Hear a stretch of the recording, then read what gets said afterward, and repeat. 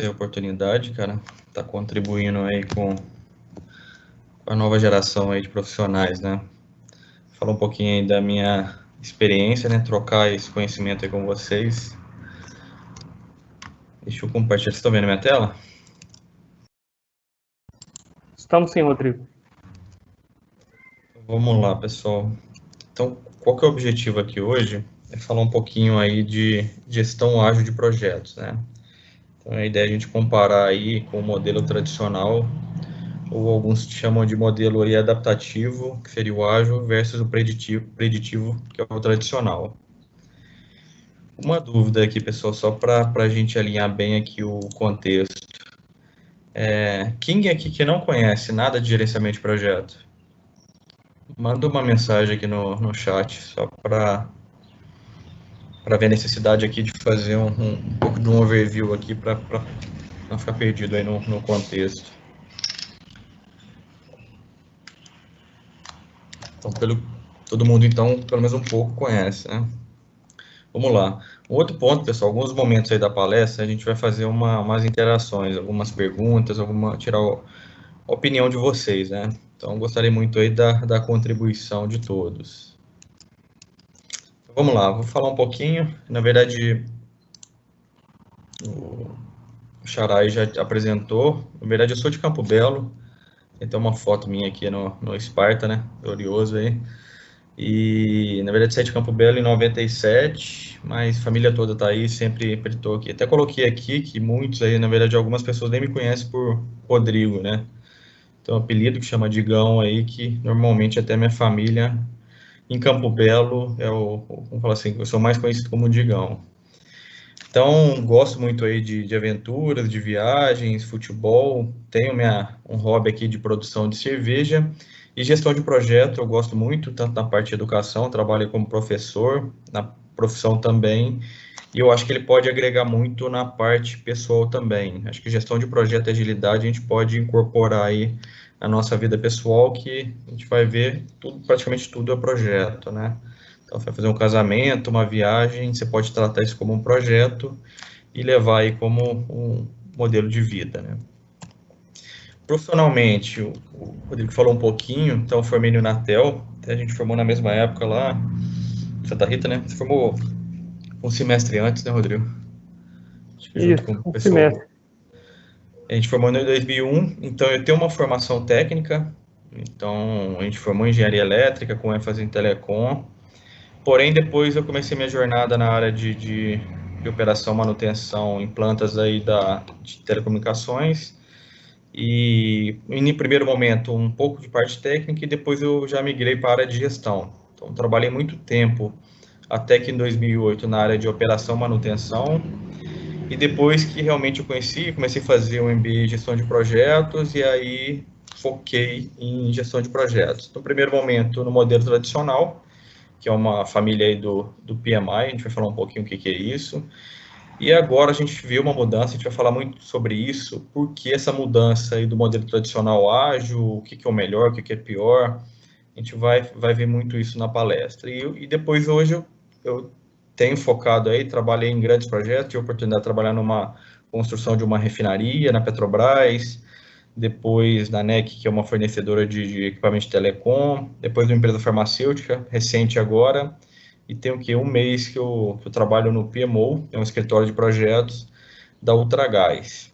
Então, e lá o foco nosso é realmente isso, é gerenciar projeto, metodologia, melhores práticas, e aqui um pouquinho da minha bagagem aí de certificações, né? Então, muito no viés tradicional e ultimamente agora mais, né, nessa pegada aí de gestão ágil aí de projetos e de produtos. Eu queria fazer uma primeira interação com vocês, não sei se vocês conhecem aqui, tem esse site Mentir, então, ou pode entrar aqui e digitar o código, ou colocar a própria câmera aqui no QR Code.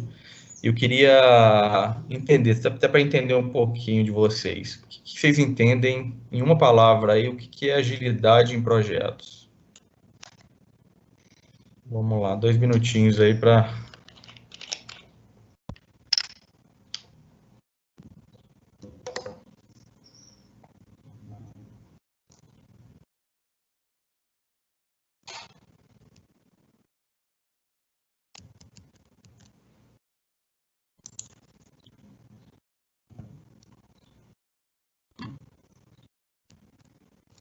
Conseguiram pegar aí? Deu certo, pessoal?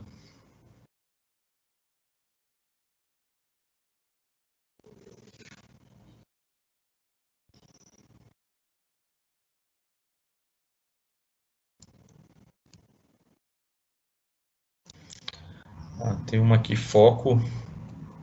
Alguém mais aí, ou o pessoal não tem nem ideia do que é agilidade de projeto? Pode ser também palavra sem nenhuma definição.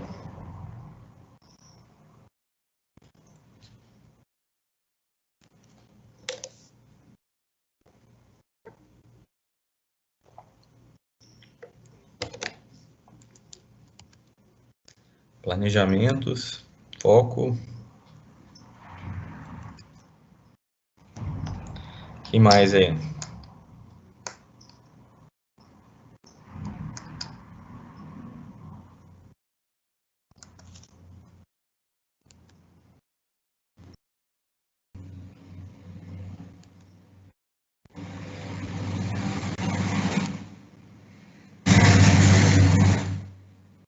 Então vamos lá, foco e planejamento. Vamos ver o que é então. Então só para a gente fazer contextualizar, como eu comentei, não sei se todo mundo aí tem pelo menos o mínimo, e não precisa nem ter profundo conhecimento do que é projeto, mas pelo menos o mínimo para a gente entender, fazer o comparativo aí do modelo tradicional e ágil, né? Então, segundo aqui o PMI, que é uma instituição aí de mais de 50 anos, que fomenta a gestão de projetos aí no mundo, vamos falar assim, é a principal instituição hoje que fomenta sem fins lucrativos, que fomenta a gestão de projetos. Ela tem uma definição aqui, que projeto é um esforço temporário empreendido para criar um produto, serviço ou resultado único e exclusivo. E tem uma outra vertente, que é o Prince2, que é uma escola americana, que é uma escola britânica, que ele define: os projetos são meios pelos quais introduzimos mudanças, partindo da definição de que um projeto é uma organização temporária criada com o propósito de entregar um ou mais produtos de negócio, de acordo com o business case pré-acordado. Então, o que é isso, pessoal? Então, é um esforço temporário para criar alguma coisa. Então, por exemplo, um casamento, ele é um projeto. Então, a gente pode considerar como um projeto. Exemplo, uma viagem é um projeto, a construção de uma casa é um projeto. Então, tudo que tem um esforço temporário aí, que cria alguma coisa exclusiva, a gente considera como um projeto. E a gente pensando no mundo das organizações, o que acontece? Toda organização ela tem um propósito, ela tem objetivos que a gente chama assim de objetivos estratégicos. Então, normalmente ela faz um planejamento estratégico aí anual, para verificar o que ela quer de direcionadores estratégicos para aquele ano. Então, por exemplo, a empresa pode falar: eu quero aumentar, ou quero aumentar minha receita aí, ou diminuir meu custo operacional. Então, ela vai definir esses direcionadores estratégicos. Isso vai converter aqui em objetivos e que results ou KPIs, e que vão gerar as iniciativas. E essas iniciativas são os projetos. Então, para qualquer empresa, olhando o lado pessoal, a mesma coisa, como eu comentei com vocês, todo ano, o ideal seria o quê? Cada profissional, cada pessoa, na verdade não é só a área profissional, vai sentar e vai fazer um planejamento. O que eu quero para mim para esse ano? Eu preciso melhorar minha parte financeira, eu preciso melhorar meu inglês, preciso melhorar meu conhecimento em algum assunto específico, melhorar a relação com os meus pais. Então, você pode definir a sua estratégia aqui, o seu propósito, e definir os projetos. Aí eu vou fazer, então, um curso de inglês esse ano, focado, um ano, todo dia. Isso vira um projeto. Então, o projeto, ele é, vamos falar assim, uma ponte para alcançar os objetivos aí pessoais ou profissionais. Rodrigo, se tiver alguma pergunta, alguma dúvida, a gente pode ir parando também, até para não perder muito o contexto aí da pergunta. Então, se tiver alguma coisa aí no chat, você pode me avisar que a gente para um pouco, sem problema. Ok, beleza. E o que é gerenciamento de projetos? Então, na verdade, é a aplicação de conhecimentos, habilidades, ferramentas e técnicas para a gente executar os projetos. Então, aqui tem por exemplo, o PMI, como eu comentei, uma instituição de mais de 50 anos, ele tem um guia que chama PMBOK, que ele tem umas melhores práticas aqui no mundo com relação à gestão de projetos. E o que está aqui dentro? Aqui dentro tem essas áreas de conhecimento. Então, aqui dentro do PMBOK, ele vai te falar qual é a melhor prática para acompanhar o escopo. Então, na visão tradicional, quando a gente fala gestão de projeto tradicional, a gente está muito alinhado aqui com o Prince e com o PMBOK. Então, ele trata no detalhe, esse livro aqui tem mais de 700 páginas, essas áreas de conhecimento. Ele vai falar como é que tem as melhores práticas para tratar o escopo do projeto, fazendo uma analogia, um bolo. Qual que é o escopo do bolo? Ah, quero um bolo de casamento, quero que ele seja de chantilly, que tenha morango. Então, você vai detalhar o que é o escopo daquele projeto.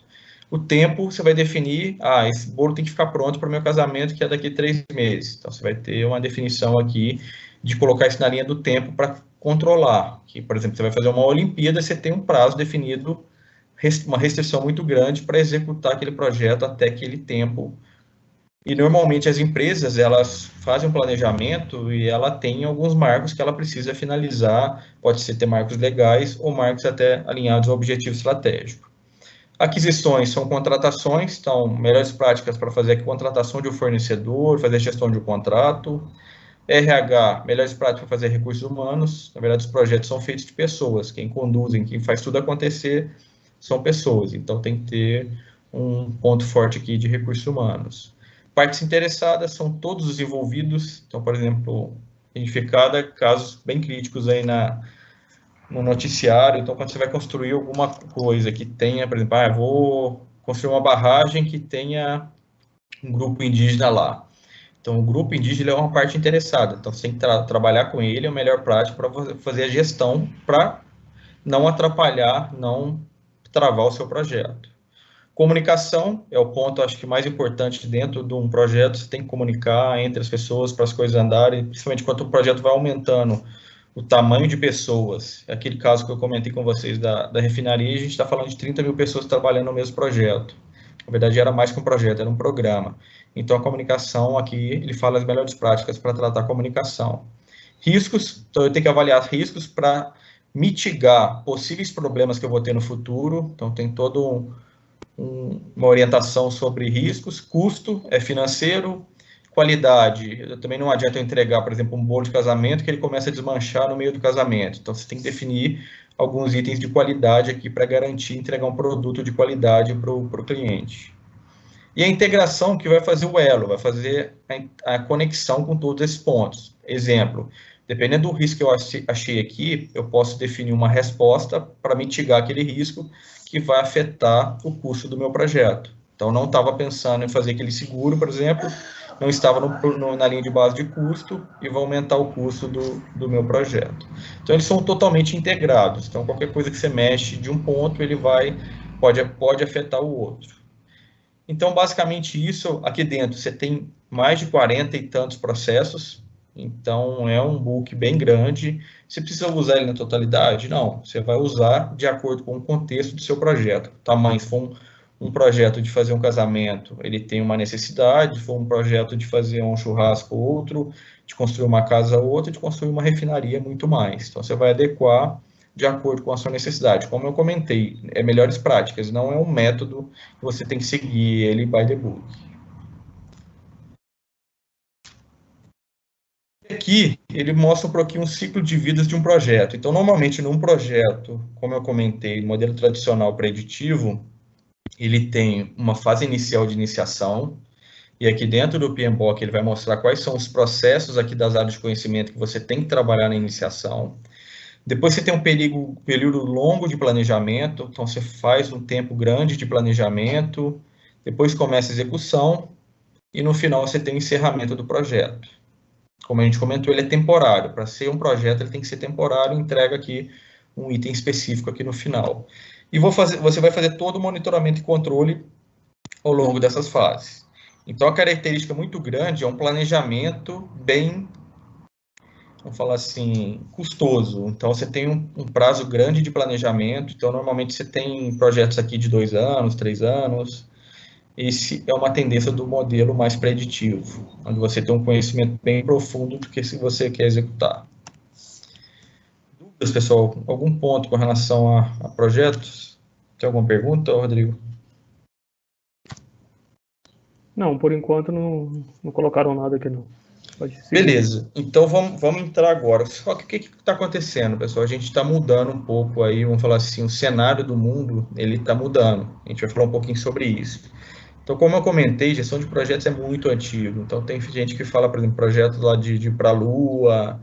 Então, ele foi, na verdade, desenvolvido pelo Exército e vem sendo divulgado aí, disseminado só pelo PMI há mais de 50 anos. Porém, o que está acontecendo no mundo? Isso aqui é um gráfico, ele está em inglês, gente, desculpa, mas acho que dá para entender. Coloquei alguns pontos aqui, mas acho que é fundamental esse ponto. Acho que falar assim, uma orientação para vocês, quem quer entrar no mercado de trabalho aí, trabalhar numa grande empresa, é fundamental o conhecimento aí do inglês, né? Principalmente agora com o mundo bem globalizado. Então, o que ele mostra? Se a gente for ver aqui, ó, ele mostra um pouquinho da velocidade da mudança que a gente tem ao longo aí de muitos anos atrás, né? Se a gente for ver aqui, ó, a revolução agrícola para a revolução industrial, a gente está falando de uma diferença aí de 8.000 anos. Então, se a gente for ver a velocidade da mudança aqui, demorou muito, né? Depois ele vai diminuindo, e se a gente for ver aqui, ó, da World Wide Web, que é a internet, para o sequenciamento do genoma, a gente está falando de 9 anos. Então, o tempo aqui, a velocidade da mudança, ela está diminuindo. E isso que a gente vê com a tecnologia também. Então, esse gráfico aqui, ele mostra como que é o avanço da capacidade tecnológica. Antes, comentava que de 18 em 18 meses, você tinha uma evolução muito grande com relação à tecnologia, por exemplo, de um computador para o outro. E agora, a gente está vendo que está tendo um crescimento exponencial. Então, novas tecnologias, a evolução tecnológica, smartphone praticamente todo ano você tem uma mudança muito drástica da capacidade de processamento aqui das tecnologias. Então, isso está impactando muito no modelo que a gente trabalha hoje no projeto, devido a essa velocidade de mudança e também dessa velocidade aqui do avanço tecnológico.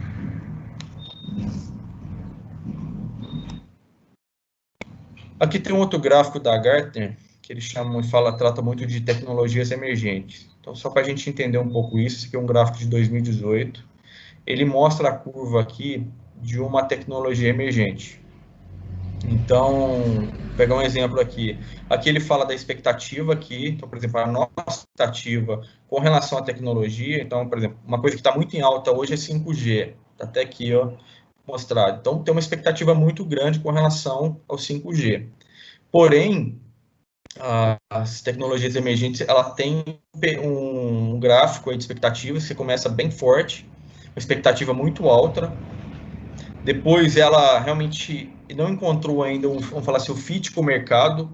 Então, a tecnologia é nova, então você não consegue ainda, você não sabe como usar ela para realmente trazer um benefício aí para alguém, né? Para um negócio ou para uma pessoa.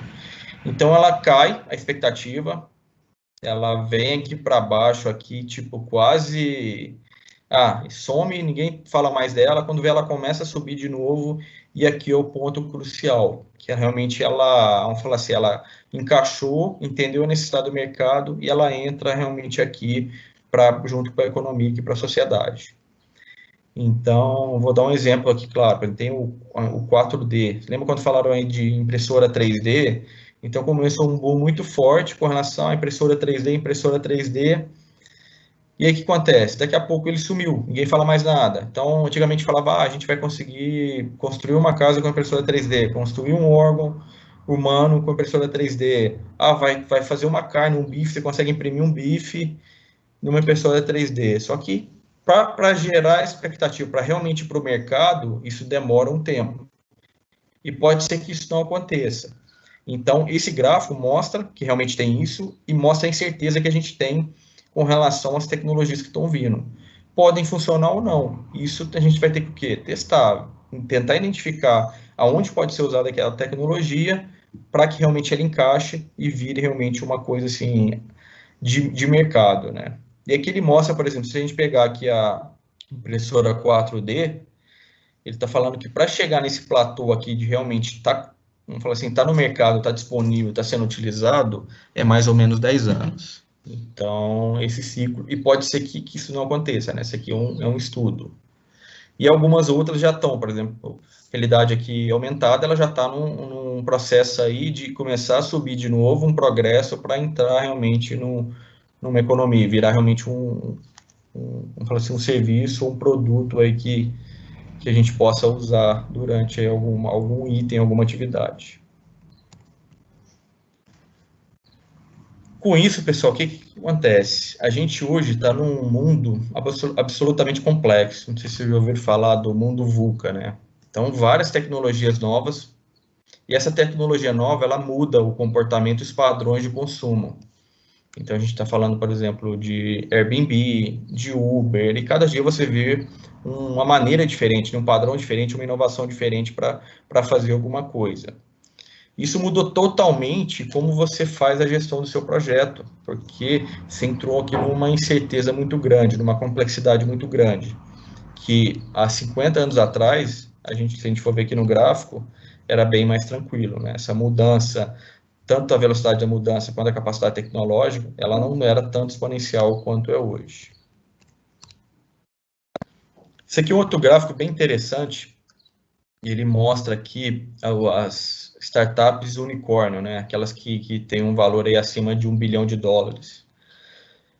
Então, não sei se todo mundo conhece, startup é uma instituição humana projetada para criar novos produtos e serviços sob condições de extrema incerteza. Então, se a gente for ver, quando a gente pega a tecnologia Vale do Silício, o foco é justamente naquilo, né? Pegar o que tem de novidade, o que tem de incerteza, novas tecnologias e novas dores do mercado, de usuário, e tentar transformar isso no negócio. E a gente vê uma evolução aqui, considerando aqui de março de 2009, era bem, apareceu o Airbnb, Dropbox, Spotify, só que você vê, era bem ainda,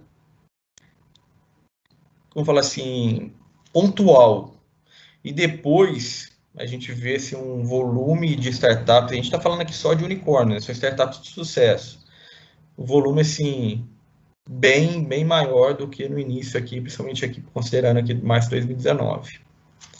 E um outro ponto é que, se a gente pegar uma referência, 74% das startups brasileiras fecham após 5 anos de existência. Então, essa aqui que a gente está falando são startups de sucesso, que chegaram a um valor de mais de $1 bilhão. A maioria, ela fica no meio do caminho. Então, ela, em 5 anos, ela morre. Isso no cenário brasileiro. Aqui a gente está falando do cenário mundial atrás. E por que ela morre? Aqui tem dois, na verdade tem vários fatores aqui, só que vamos falar aqui dos dois principais. O que ela está fazendo não tem o mercado não necessita daquilo. Então, por exemplo, ela achou que, na visão lá dos criadores da startup, que aquele serviço, aquele produto era ideal, gastou um tempo, ficou um tempo, despendendo um tempo e custo ali, dinheiro ali, para fazer aquele produto, a hora que ele colocou no mercado, o mercado falou, cara, não preciso disso. E esse aqui de baixo é falta de dinheiro. Então, está relacionado um com o outro, porque eu vou gastar muito tempo desenvolvendo aquele produto sem, no primeiro momento, ele não questionava, não fazia uma validação com o negócio, com o usuário, e a hora que ele colocava no mercado, ele tinha gastado todo o dinheiro dele e aquilo ali não era relevante para o mercado. Ou pode ser que era naquele momento que ele começou a construir, mas quando ele lançou o produto, ele não era mais necessário. Então, ele simplesmente a startup quebrou. Algumas informações aqui que são interessantes. Então, falando um pouquinho de software. Então, 64% das funcionalidades que criamos em software raramente ou nunca são usadas pelos usuários. Então, o número, acho que é um aplicativo, um software que todo mundo conhece e usa muito, o Excel. Eu lembro que um último estudo que eu tinha visto, a gente usa, assim, no máximo, com frequência, 4% das funcionalidades dele. Então, o que é isso? Pensando numa startup, você está gastando muito dinheiro, tempo, esforço ali, para fazer uma coisa que ninguém vai utilizar. E isso acontece muito dentro das empresas. A gente não está falando só de software, a gente está falando também de qualquer tipo de produto. Você não verifica realmente o que é necessário ali para o negócio, para o cliente, e faz ser um direcionamento estratégico, um direcionamento guiado ao usuário, e aquilo ali você gastou tempo e não trouxe retorno nenhum. Então, independente do que você colocou no mercado, pode ser que seu software não, seu produto, seu software não vai ter um sucesso, porque o volume de funcionalidades ou nada é adequado para aquela necessidade. E aqui um ponto bem bacana do cofundador do Netscape, que o produto não precisa ser ótimo. Então, era o grande problema quando você vai para o modelo tradicional de gestão de projeto, você sempre pensa num planejamento bem exaustivo e pensando no ótimo. Então, o que você precisa tem que funcionar. Então, pode ser que no primeiro momento, a gente vai falar um pouquinho de MVP, você faça o mínimo, coloca ele no mercado e valida se realmente aquilo está sendo necessário ali para o seu cliente ou para o usuário, para futuros aí, usuários. E um outro ponto um ponto bem bacana, 85% dos executivos acreditam fortemente que suas empresas são ruins em diagnosticar problemas. Na maioria das vezes a gente não preocupa com o problema, a gente quer já definir uma solução. Então uma dica, pessoal, ame o problema. Então normalmente você pega bem superficial que é o problema, mas você quer usar uma tecnologia, quer usar alguma coisa e já segue o jogo. Na verdade você tem que entender bem o problema, isso pode ser um problema de uma empresa, pode ser um problema de um usuário, e depois você definir uma solução. E na maioria das vezes, como a gente não avalia bem o problema, a gente dá uma solução que não é a mais adequada aqui para aquele momento.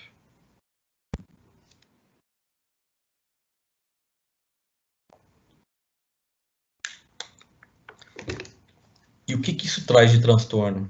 Então, uma pesquisa aqui do PMI também, 9,9% de cada dólar, devido ao baixo desempenho dos projetos, são desperdiçados. Então, a gente está falando aí de 90 milhões em cada bilhão investido.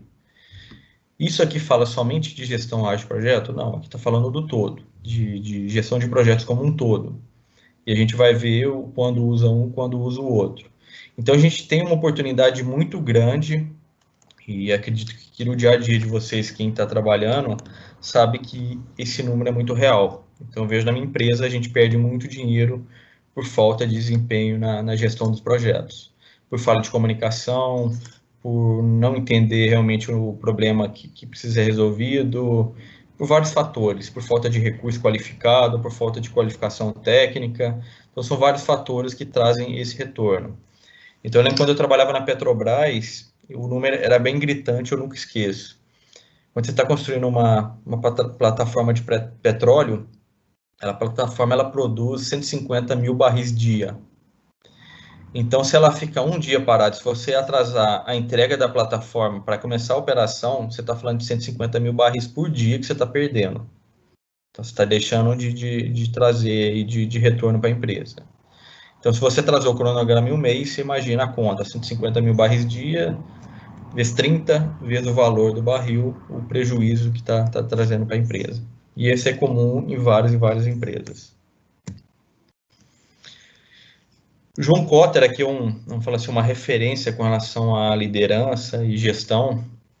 Então ele falou, o mundo está mudando a uma velocidade em que os sistemas, estruturas e culturas construídas ao longo do século passado não conseguem mais acompanhar.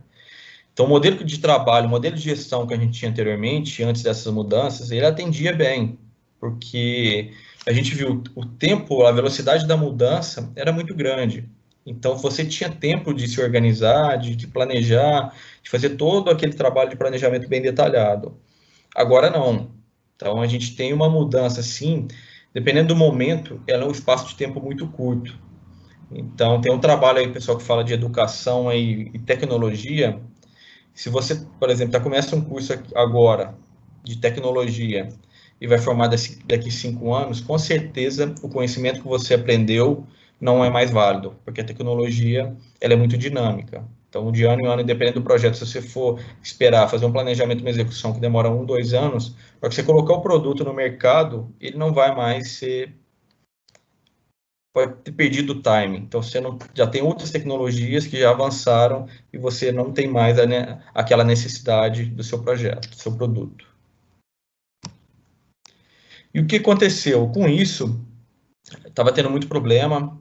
Então, tem um livro dos cofundadores aí do Scrum, que ele fala muito dessa jornada, que aí isso começou, essa parte de agilidade, ela começou no mundo de desenvolvimento de software, que fazendo todo aquele planejamento, aquele modelo tradicional, não estava trazendo resultado. Então, você fazia um plano, principalmente software, que é uma coisa bem assim, não é palpável, né? É diferente, você vai construir um prédio, você tem que entender o que o cara quer. Normalmente, quem está pedindo software, ele não sabe ainda o que ele quer.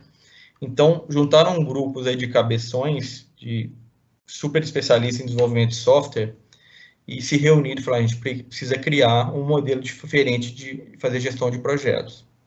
E daí onde que surgiu o Manifesto Ágil. O Manifesto Ágil, vamos falar assim, é a essência de agilidade. Aqui a gente não está falando de nada de framework, de como é que trabalha o Scrum. Aqui é um grupo que se reuniu, juntou e começaram a discutir, e disso criaram o Manifesto Ágil. O que é o Manifesto Ágil? Isso até colocaram aqui. Estamos descobrindo maneiras melhores de desenvolver software, fazendo nós mesmos e ajudando outros a fazê-lo. Através desse trabalho, passamos a valorizar. Então, são 4 aqui princípios, né? Indivíduos e interação entre eles, mais que processo e ferramentas. Então, eles pediram para focar mais na interação, que antigamente a gente vê muito isso, que a gente está mais focado em processo e ferramenta do que realmente na interação com os indivíduos. Eles falaram, ó, esse aqui é o principal. Não significa que não tem que ter processo e ferramentas, mas ele tem que ser o mínimo aqui, o Lean, de acordo com a sua necessidade. Software em funcionamento mais do que documentação abrangente. Então, antigamente você fazia muito papel, então você descrevia pensando em software, detalhava toda aquela documentação bem grande, bem detalhada, porém demorava muito para entregar o software. Então, o foco que eles mudaram é que vamos focar mais em entregar o software em períodos aí mais curtos, a gente vai ver isso, do que focar na documentação. Então, não é que tem que ter documentação. Cada contexto tem que avaliar qual que é o mínimo possível aqui. Colaboração com o cliente mais do que negociação de contrato. Então, focar mais na colaboração do cliente do que ficar só discutindo o contrato. E o principal de todas, responder a mudanças, do que seguir um plano. Então, não adianta ficar fazendo um planejamento de 2 anos de trabalho e no meio do caminho, vou pegar um exemplo claro aqui que a gente viveu, aparece o Covid. Eu tenho que responder a mudança, tem que ser rápido. Então, o que a gente está falando aqui é um modelo de trabalho que eu consiga responder às mudanças de forma mais rápida do que no modelo tradicional. Pessoal, alguma dúvida até aqui?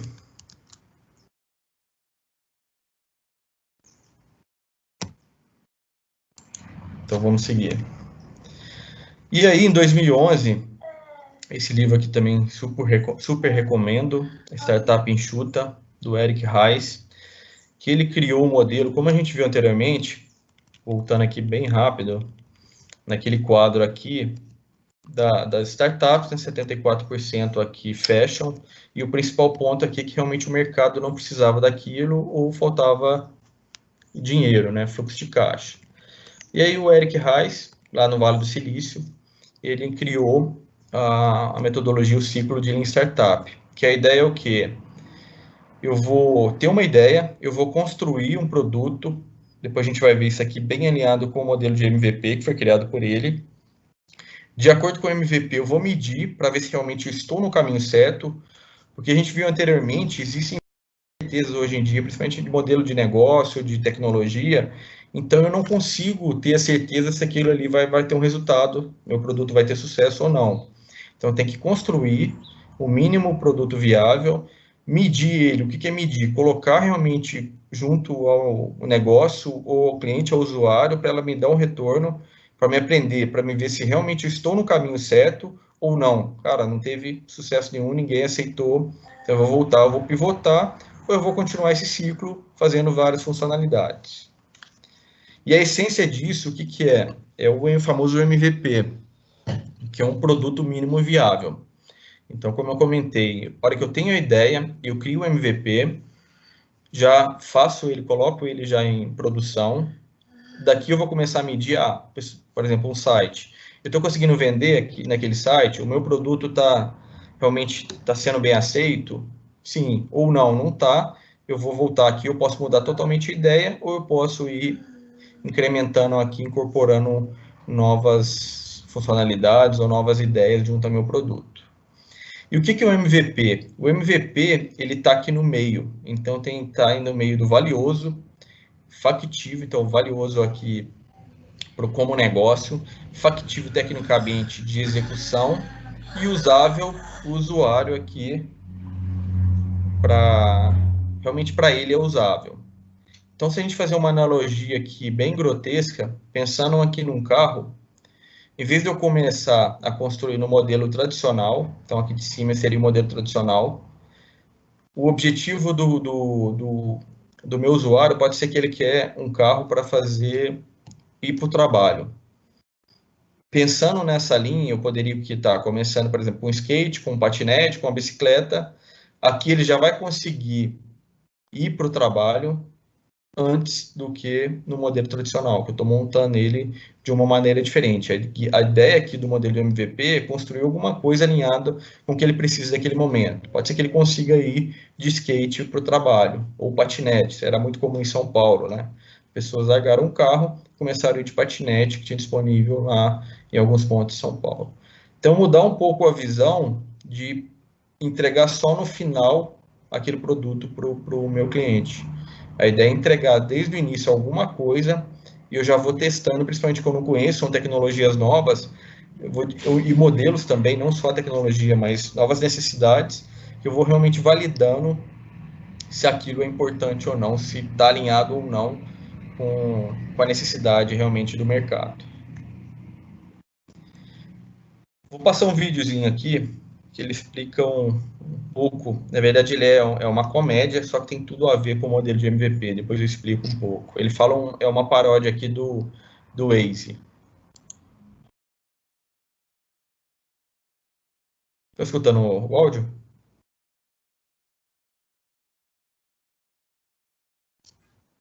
Não, parece que tá sem áudio, Rodrigo.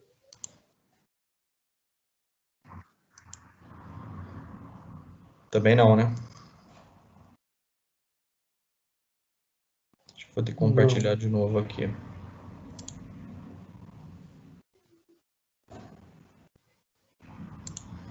Tá sem compartilhamento.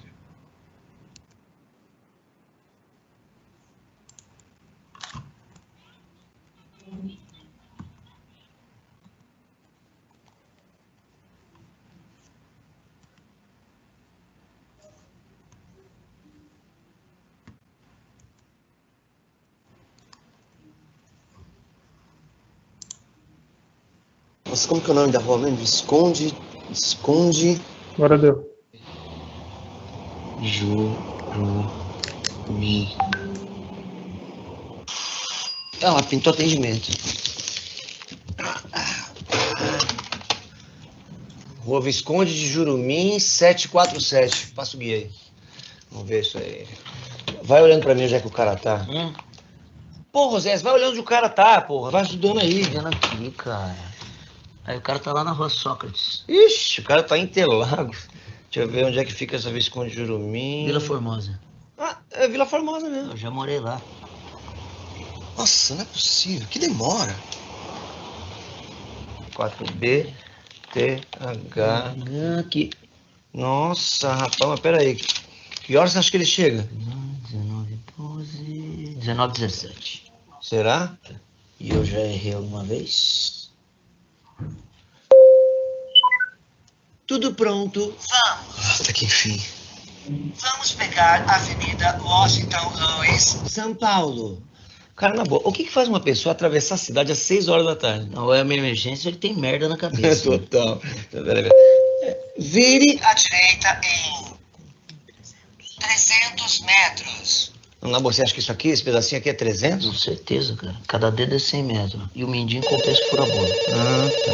Peraí. Falou quem é? É o lanche? Ah, beleza. Abriu? É o lanche? Gente, não é possível. Aconteceu alguma coisa, tá tudo parado. Ô Wesley, o que aconteceu? Você nunca atrasa, rapaz. Eu tô morrendo de fome. Ô, velho, foi buscar o lanche aonde? Goiânia? É louco, tio. O bagulho tá estrumbado lá fora. Tem acidente o caralho na 23 de maio. Tem vítima até. É, 23 em que altura? Ali na Bartolomeu Fez, que na Águas Prada, tá ligado? Acidente reportado à frente. Não tem flauta em acidente, eu te falei isso. Quanto é que deu aí? Giro Batata Grande da 36,50.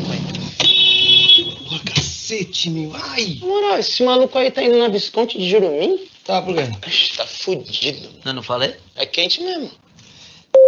Mantenha-se à direita em 200 metros. Cara, o que você tá fazendo?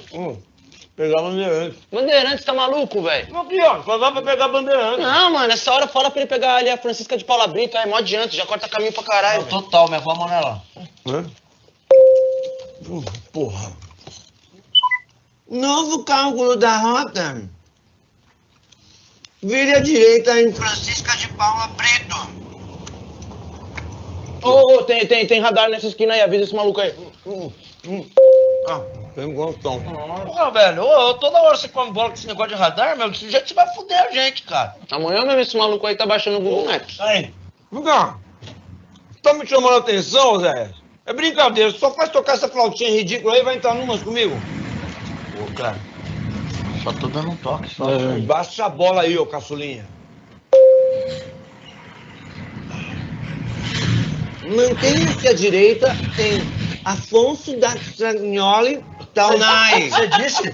Não enche o saco. Eu leio o que tá escrito aí, pronto, foda-se. Siga em frente por 4 quilômetros em Afonso da Stragnoli Taunay. Porra, gente, eu tô trabalhando, caralho. Ih, peraí, deu merda? Mudaram a voz do aplicativo. Puta que pariu. Paulão! É impressionante, é muita carência, né? A pessoa mudar a voz no meio da corrida é uma palhaçada. É mudar a voz aí. Segura aqui, Jorge. Silvio Luiz, manda virar à esquerda. Quantos metros? Em 200 metros, vire à esquerda na canhotinha. Não tem flautinha, porra! Capaço, hein? Ora, bicho.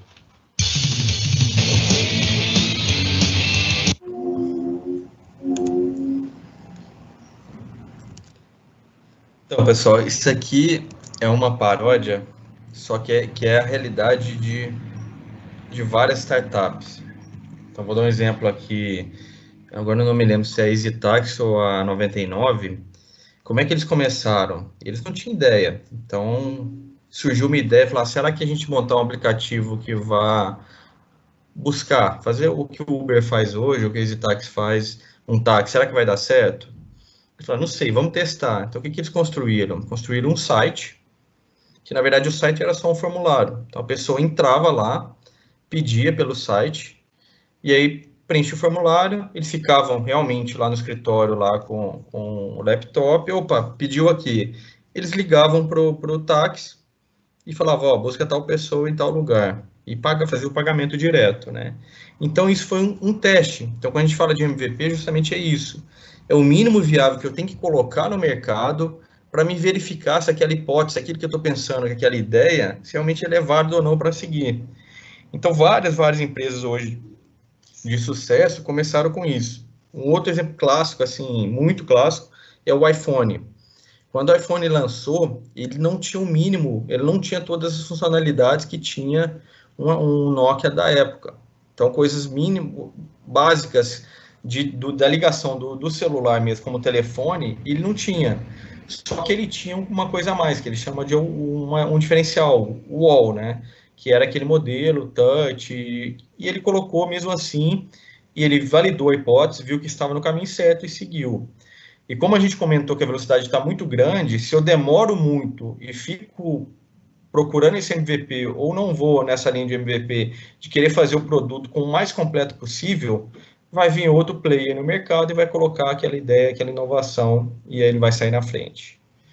Então, hoje, isso é super importante, e esse é um ponto bem forte quando a gente fala de gestão ágil de projetos, que eu não posso olhar mais uma coisa muito grande, fazer um planejamento muito grande, porque eu não tenho a certeza. Hoje eu vivo num mundo incerto, então eu tenho que pensar um pouco, vamos falar assim, mais curto, que foi aquele modelo lá de entregar software mais do que documentação, e aí depois a gente vai falar um pouquinho mais sobre isso. Anteriormente, na verdade hoje ainda, quando a gente pensava no modelo tradicional, o que era fator de sucesso para um projeto? A gente olhava o quê? O triângulo de ferro, né? Ah, entregou dentro do escopo, entregou dentro do prazo, do tempo, do custo e com qualidade. Opa, para mim, isso era sucesso. Será que isso hoje ainda é satisfatório? Aqui eu queria uma opinião de vocês. Isso aqui é uma ponte real, ponte lá em Maricá, no Rio de Janeiro. Então, custou aqui 10 milhões, 3 anos. Olhando aqui essa imagem, posso falar para vocês aqui que ela ficou dentro do prazo, dentro do custo, e a qualidade também da ponte aqui foi sem problema nenhum. Agora, vocês olhando aqui, vocês acham que esse projeto é um projeto de sucesso ou um projeto de insucesso, de falha? Que é a opinião de vocês aqui, pessoal. Podem colocar no chat aí.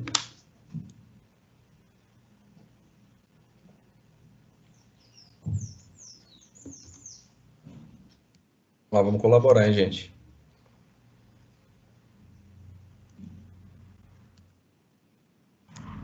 Pode falar também, quem quiser abrir o microfone.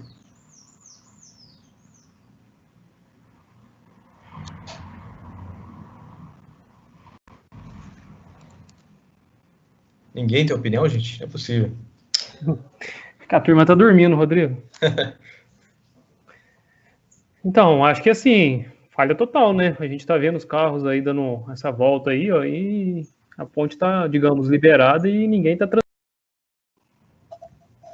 Então, agora se a gente voltar aqui, ó, antigamente a gente olhava isso aqui como um projeto de sucesso, né? Se for pensar, o escopo tá entendido, tempo, custo e qualidade. Só que realmente, se a gente for pensar que é o correto hoje, eu não posso ficar restrito a esses itens. Eu tenho que avaliar o quê? Qual que é o objetivo daquela ponte? Será que o objetivo era realmente... Tem objetivo ou não? Pode ser que aqui nem tenha objetivo, aqui seja uma coisa mais para ganhar dinheiro, né? Mas será que realmente ele atendeu o objetivo estratégico, por exemplo, da cidade? E a restrição, quando a gente fala de tempo, escopo, custo e qualidade, ela entra mais como uma restrição. Então, não adianta eu olhar somente esses pontos. Tem que olhar se realmente está atendendo um objetivo, pode ser um objetivo da própria cidade, um objetivo estratégico da empresa, e também outros pontos. Valor percebido. Qual que é o retorno de investimento, qual que é a melhoria no processo, qual que é a satisfação do meu cliente, moral da equipe. Então, eu tenho certeza que a população aqui não ficou satisfeita. Como a gente pode ver aqui, continua ainda aqui passar pela estradinha e não trouxe benefício nenhum aqui, um investimento super alto, sem benefício para a comunidade. Então, isso é uma mudança, a gente tem que mudar isso. No modelo tradicional, eu focava mais com isso, e até no modelo tradicional, eu posso estar focando aqui nesse outro modelo, aqui nesse outro triângulo.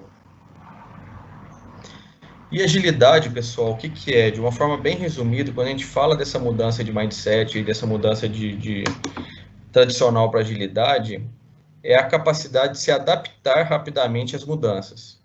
Então, como a gente viu um cenário aí totalmente volátil, totalmente com tecnologias emergentes, com novos modelos, eu tenho que me adaptar rápido. E o Covid é vamos falar assim, um ponto que foi bem singular, que na verdade vai acontecer outras vezes, e que a gente viu realmente qual empresa estava pronta para essa adaptação ou não. E para isso eu preciso criar uma cultura de entregas incrementais. Então não adianta eu querer pensar em entregar o produto completo lá no final. O ideal seria entregas curtas, que a gente colocou aqui ciclos cada vez mais curtos, e entregas de incrementais. Então eu vou montar um modelinho, não é o completo, não é, mas beleza, eu já vou testar a minha hipótese. Porque a maioria das vezes eu não tenho certeza. Pode ser que eu vou executar um período menor, vou ter um custo menor e já vou ter um feedback ali se eu estou no caminho certo ou não. Se eu tiver errado, eu já volto, faço a pivotagem e já direciono para um outro caminho. E incansável melhoria contínua. Então, de ciclos curtos, eu vou parar e avaliar o que eu posso mudar, o que eu tenho que melhorar com relação a essa entrega incremental que eu fiz, a última entrega incremental. Como ciclos curtos, aí o modelo tradicional, ele fazia um Big Bang, então eu fazia todo o planejamento completo, depois toda a execução completa para me entregar alguma coisa, e o modelo ágil não, vamos reduzir isso, fazer ciclos menores, para a gente ter um feedback mais rápido devido à incerteza. Melhoria contínua sempre, então de tempo em tempo, toda vez que eu termino um ciclo, eu faço uma retrospectiva para avaliar o que está correto, o que eu tenho que mudar, e sempre entregando valor para o negócio. Então, eu paro de ficar pensando naqueles indicadores de projeto, de custo, tempo, qualidade, e escopo e fico pensando realmente se eu estou entregando valor para o negócio. Aquilo que eu entreguei, qual que é o valor que ele trouxe para o negócio ali? Aumentou minha taxa, aumentou o número de clientes, diminuiu o meu custo, ou indicador de churn de produto, alguma coisa que entregou realmente o valor para o meu negócio. Normalmente, a gente fala de 4 domínios, então a agilidade ela tem que estar tratando de negócio. Então, o modelo que eu faço priorização, orçamento, até definição de planejamento estratégico, ele tem que estar alinhado com a agilidade.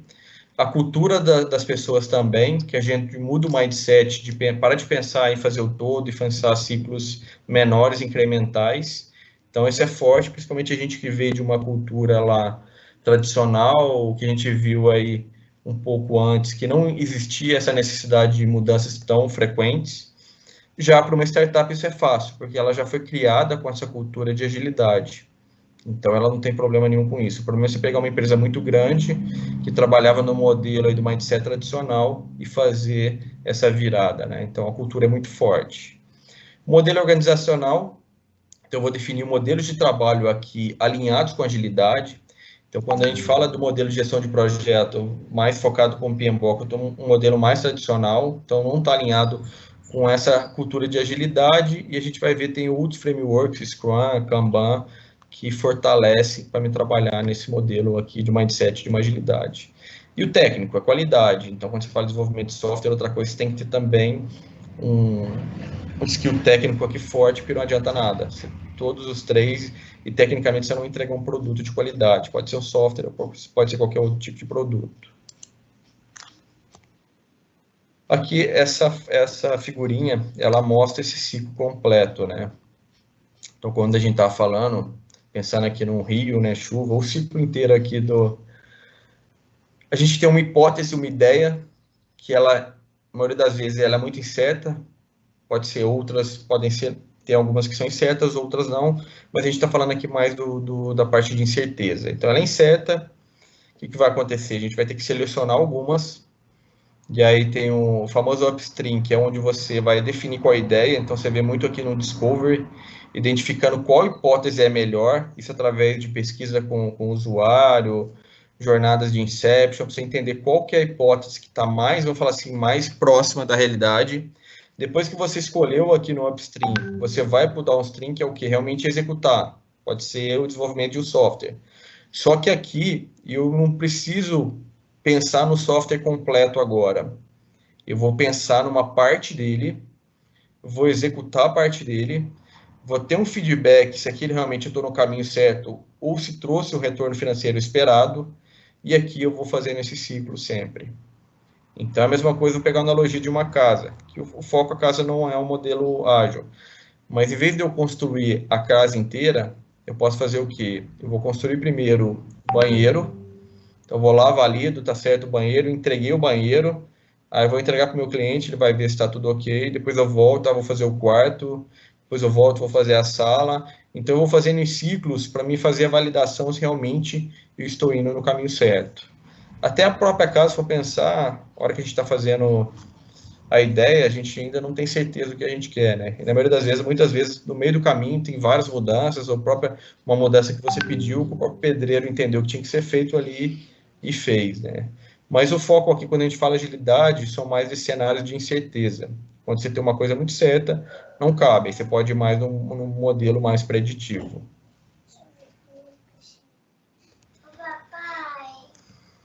E aí, pessoal, um minutinho.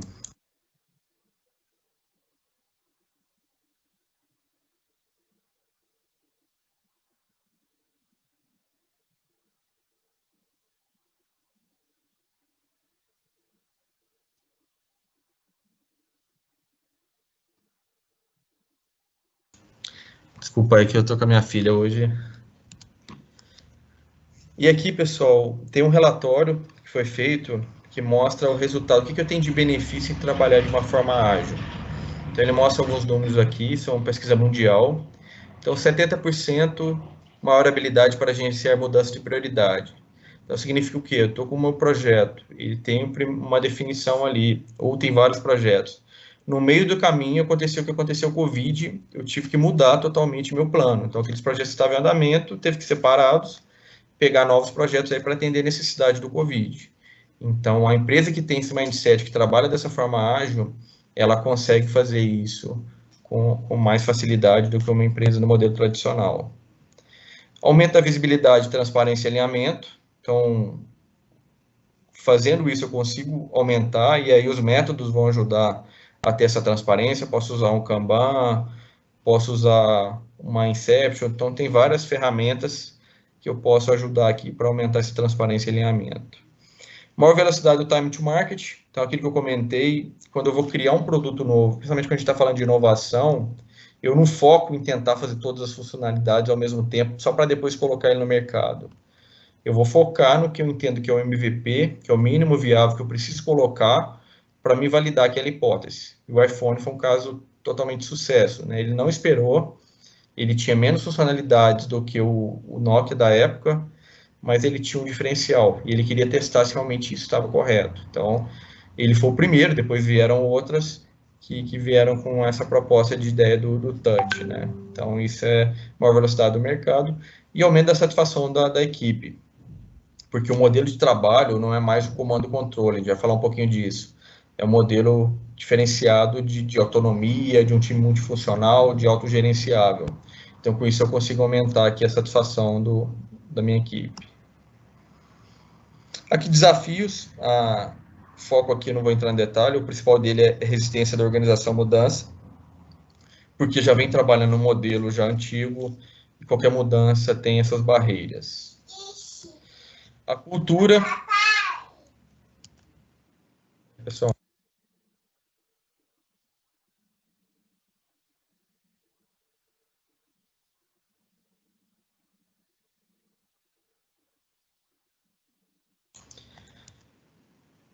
E um ponto, pessoal, é aqui o Peter Drucker falava, a cultura devora a estratégia no café da manhã. Então, um ponto que tem que ser trabalhado fortemente é essa mudança de cultura. Então, quando você trabalha no modelo tradicional, você tem um gerente de projeto que manda em tudo, faz tudo acontecer e é comando e controle. No modelo ágil, a equipe tem que se auto-organizar para ver o que é o melhor, como deve ser feito. Não tem vamos falar assim, um chefe ali. Todo mundo tem que entrar em um consenso, e isso é muito difícil, porque disruptivo uma da outra. Porque antigamente, o que a gente pensava? Era a máquina, né? Então, os recursos humanos precisavam ser comandados e controlados, ou não são capazes de produzir valor por conta própria. Era a revolução industrial, né? Então, você vai fazer ali, você vai virar um tarefeiro. Você não tem que dar opinião, você tem que fazer o que eu estou te pedindo. No modelo tradicional, não. Então, tem uma série aqui, não sei se vocês já viram, do Netflix, chama Playbook, que fala um pouquinho dos principais coaches do mundo. E é bacana um ponto do Mourinho, que ele fala o seguinte: eu não vou contratar o Cristiano Ronaldo e ensinar ele a jogar futebol, ele já sabe. Então, no modelo tradicional, você falava o que o profissional tinha que fazer. Ele fala, eu tenho que ensinar o Cristiano Ronaldo a trabalhar naquele time, que tem a sua particularidade. Então, por exemplo, o Cristiano Ronaldo joga de um jeito no Real Madrid, e na Juventus ele joga de um jeito totalmente diferente. Então, ele tem que saber trabalhar como coach ali para adequar, para ele trabalhar da melhor forma como equipe, e não como jogador.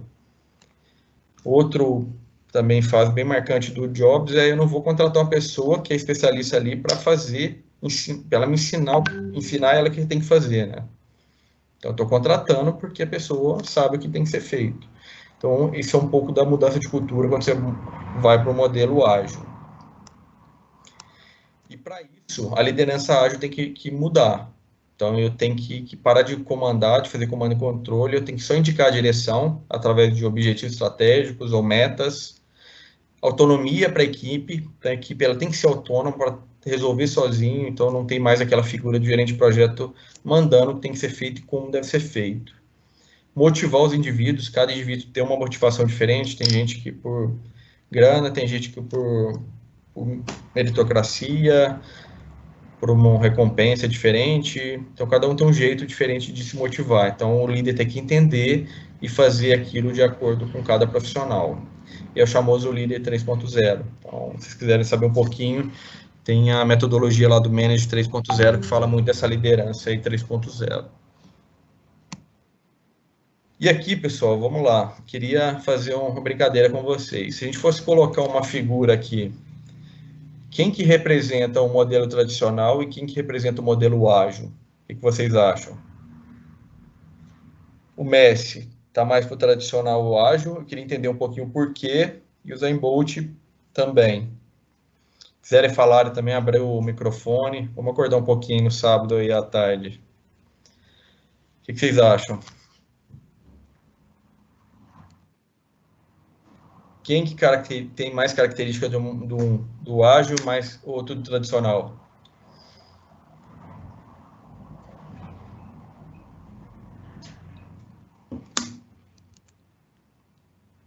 Ninguém? Vamos lá, pessoal.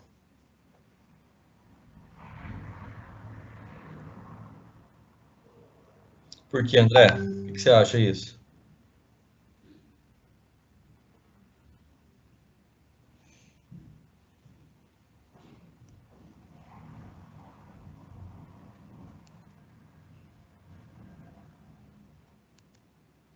Alguém tem opinião diferente do André?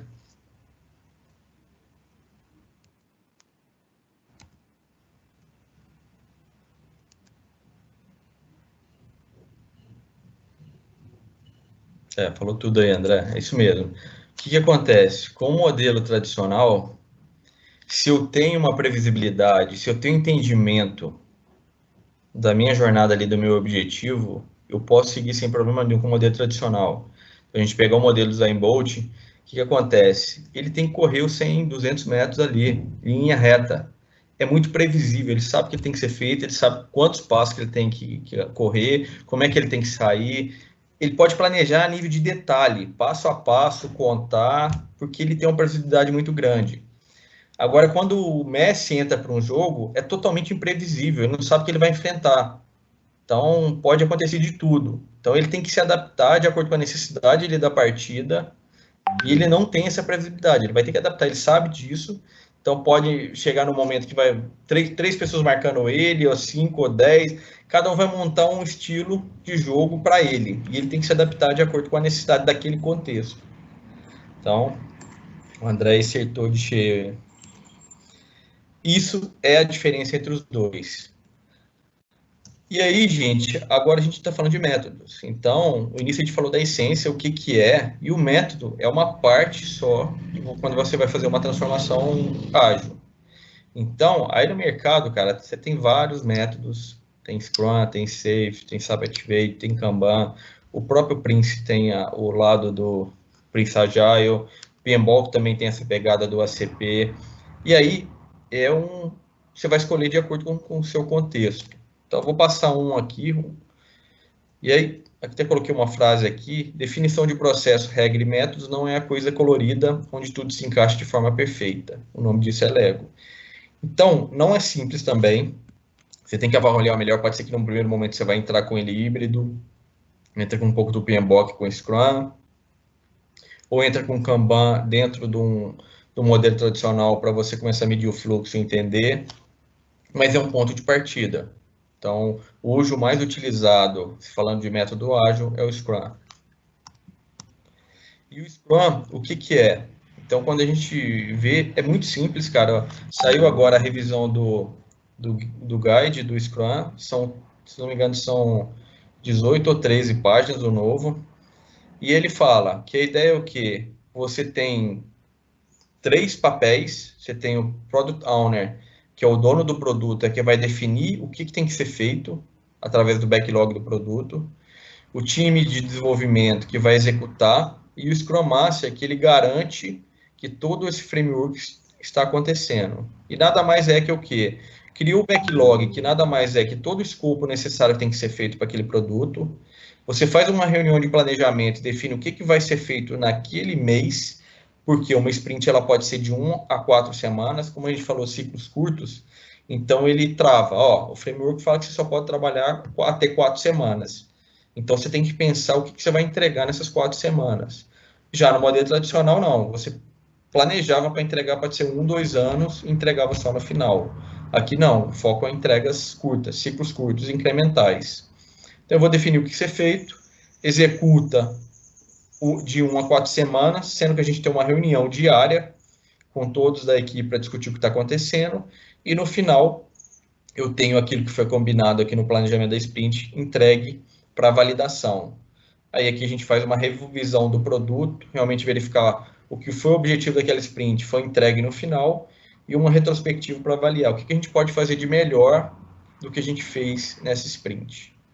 E você pode acompanhar isso através do Kanban. Então, em resumo geral, o PO cuida do produto, do backlog, dos requisitos do produto, o Scrum Master do método, se realmente ele está sendo cumprido com relação à metodologia, está fazendo o sprint planning, está fazendo as dailies todo dia, está fazendo a revisão. Então, você acompanha isso também, lógico, uma visão também de acompanhamento junto às equipes, mais o foco de liderança, mas ele não é chefe da equipe de desenvolvimento, como o PO também não. Aqui, a gente tem papéis, não tem que um é chefe do outro. Cada um tem sua responsabilidade aqui dentro. E no final, você entrega aí um comentral e ele fica rodando. Então, se eu preciso de 10 sprints para entregar aquele produto, eu vou fazer as 10 sprints. Mas pode ser que, como eu tenho uma incerteza, pode ser que na terceira sprint já atendeu a necessidade do meu cliente. E eu posso parar e não preciso seguir mais aqui com esse produto. Um outro modelo muito conhecido também, que muita gente fala, né, que veio o nome de Squad, é o modelo de trabalho da Spotify, que era um grupo de pessoas, então, um grupo multifuncional, então, todos os perfis necessários para entregar aquele produto faz parte da equipe, e ele usa, no primeiro momento ele começou a usar Scrum, depois ele montou o modelo de gestão dele, que virou o famoso Squad. E aí tem estruturas de tribo, comunidades, e aí não é o foco que a gente entrar aqui, seria mais uma palestra aí de 50 minutos. E agora, pessoal, de novo, eu queria perguntar para vocês, agilidade é a solução para todos os tipos de projetos? O que vocês acham? Por exemplo, usar o Scrum, ele é a bala de prata para qualquer tipo de projeto? Usar um Mindset ágil é a bala de prata para resolver qualquer tipo de projeto?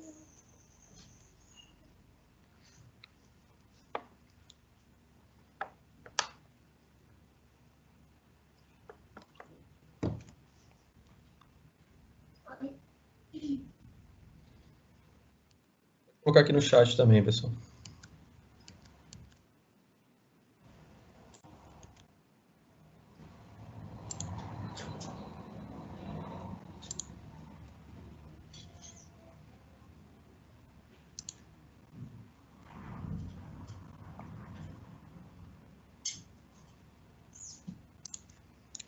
Ó, tem uma resposta sim. Alguém acha diferente?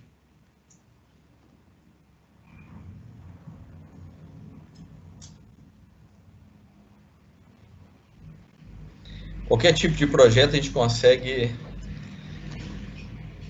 resolver com a gestão ágil. Todos concordam?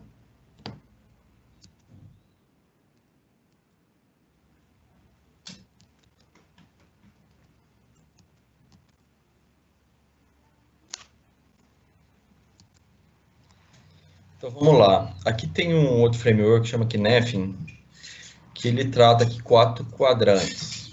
Então, ele trata aqui como óbvio, complicado, complexo e caótico.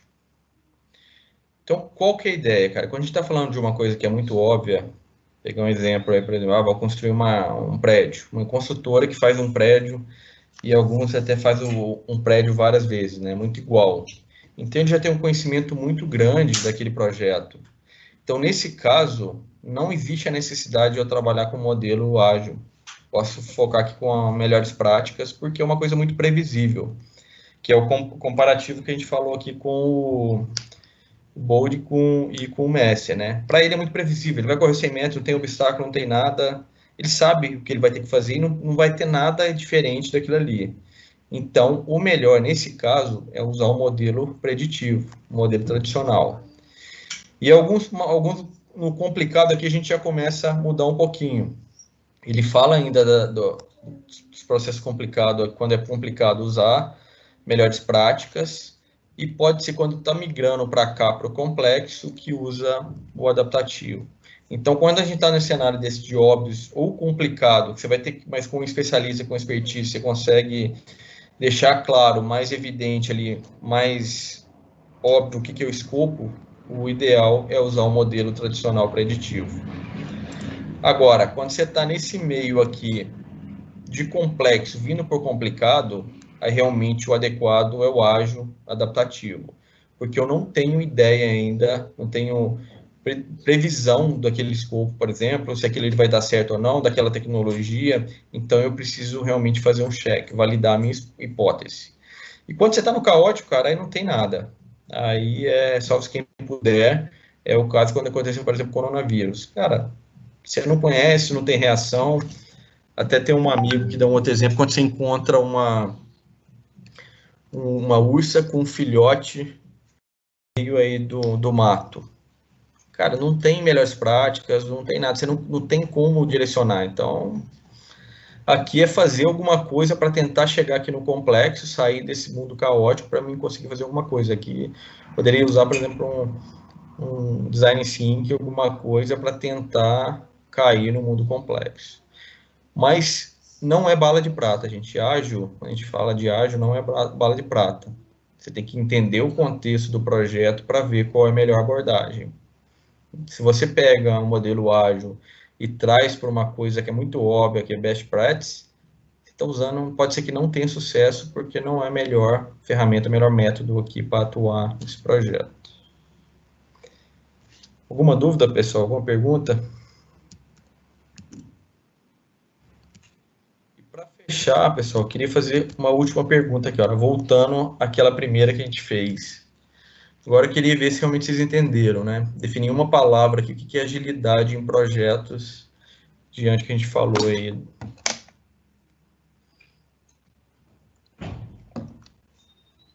A gente viu lá, antes era foco e planejamento, né?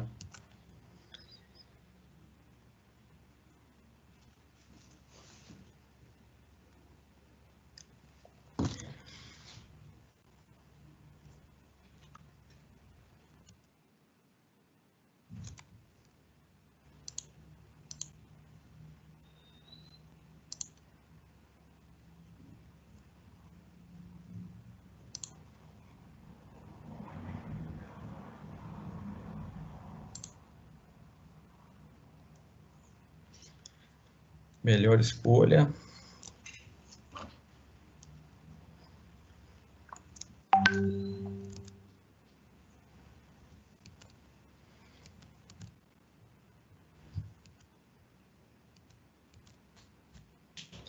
Então, se a gente for pensar, quando a gente fala foco, eu acho que tem tudo a ver, né? A gente tem que focar, ter um foco ali, só que o foco, acho que ele não tem que ver a visão do todo. Você tem que focar naquele pedaço pequeno quando você está falando de ágil, né? Definir aquela hipótese, aquela primeira hipótese e focar nela, não focar de uma coisa tão grande que eu vou acabar perdendo o foco, né? E o planejamento existe, só que um planejamento ele é reduzido, né? Quando você está falando do modelo ágil, né? Tradicional, você continua com o modelo de planejamento com uma visão mais a longo prazo, é mais longa, mas o ágil você tem que pensar no planejamento menor e sempre está adaptável, né? Sempre pode ser que aquele plano você vai ter que mudar porque alguma resposta, algum ponto que você validou aqui não está correto, você vai ter que fazer o que eles chamam na startup, né, pivotar aí para uma outra direção. Perguntas, pessoal? Tem alguma dúvida? Algum ponto aqui que não ficou claro? Ou dúvida de outra coisa, outro ponto?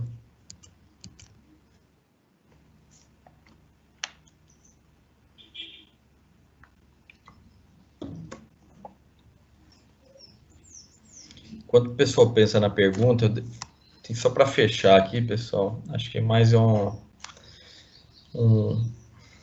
mensagem, né? Como a gente viu, a gente está num momento aí de mudanças aí bem curtas, né? E a tendência disso, eu acredito que isso vai intensificar mais, né? Então, não sei se vocês já ouviram falar de lifelong learning. Vou passar um videozinho aqui do canal que fala um pouco disso. E depois a gente fala sobre ele. Meu nome é Leandro Carnal e eu estou aqui para falar de Lifelong Learner, um conceito muito importante. Por quê? Em um mundo de transformações rápidas, em um mundo de mudança de paradigmas, não basta mais aquele diploma único, aquele conhecimento isolado que você tinha e usava ao longo de toda a sua existência. Hoje nós necessitamos de muito mais. Necessitamos de alunos contínuos, gente que se disponha a aprender para sempre. Por isso, ao longo de toda a sua vida, lifelong, você se tornará um aprendiz, porque só assim você conseguirá enfrentar um mercado de trabalho, uma realidade cada vez mais mutável, um mundo líquido, um mundo que não tem mais referências fixas. Ou você aprende a aprender para sempre, ou fica para trás. Não se esqueça, lifelong learner é uma chave para o mundo contemporâneo. Isso tem muito a ver com agilidade, né? Então, como eu comentei, quando a gente fala de agilidade para a vida, é muito disso, né? A gente tem que se adaptar aí ao que tá chegando, né? Você trabalha com tecnologia, você tem que estar sempre aprendendo, porque é dinâmico, cada hora tá chegando novas tecnologias. Você trabalha com gestão também é a mesma coisa, né? Então, antes, pegando a minha experiência, eu vim no modelo bem tradicional, então sempre trabalhei com um modelo tradicional e depois entrei em mercados aí de software que muda muito com relação à engenharia. Então eu tive que mudar totalmente, aprender tanto de tecnologia quanto também do modelo de trabalho, né? Acho que isso serve para todos nós, né?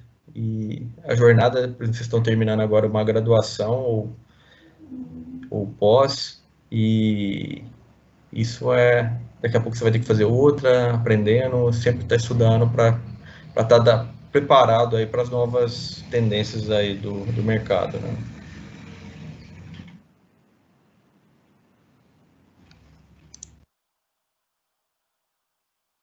E fico aberto aí, pessoal, para dúvidas, se tiver alguma pergunta, algum outro ponto.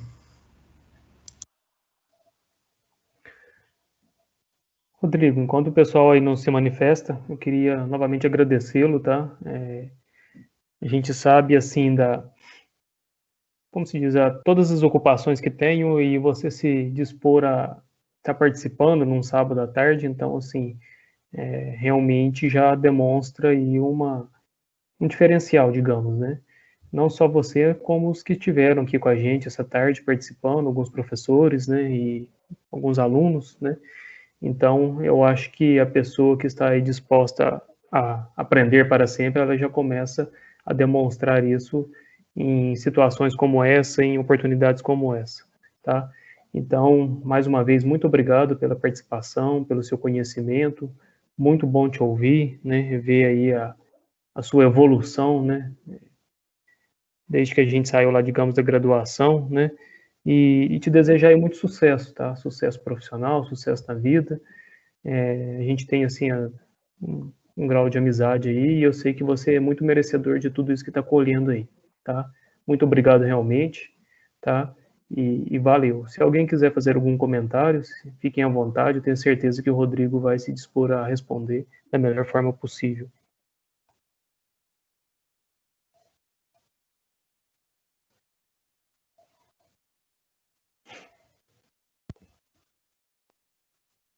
Eu acho que não vai ter, não. Rodrigo, se você quiser encerrar, até porque... Eu fico à disposição. Rodrigo. Eu que agradeço, cara. Acho que é um prazer aí estar compartilhando aí, principalmente aí na nossa região, né, cara? Tá fora há muito tempo. A gente tá fora junto, né? Viu muito tempo junto aí fora. Acabou que você voltou, eu não. Acho difícil voltar, mas sempre é gratificante. É uma coisa que eu gosto bastante e fico à disposição aí. Meus contatos estão aqui, né? Então, quem quiser me procurar e mandar e-mail, Instagram, telefone, fico à disposição aí. Eu que agradeço aí pela oportunidade. Beleza, valeu demais. Obrigado a todos que participaram aí com a gente, tá? Desejar aí um bom final de semana para todo mundo, bom descanso. Valeu, Rodrigo, obrigado. Bom final de semana, pessoal.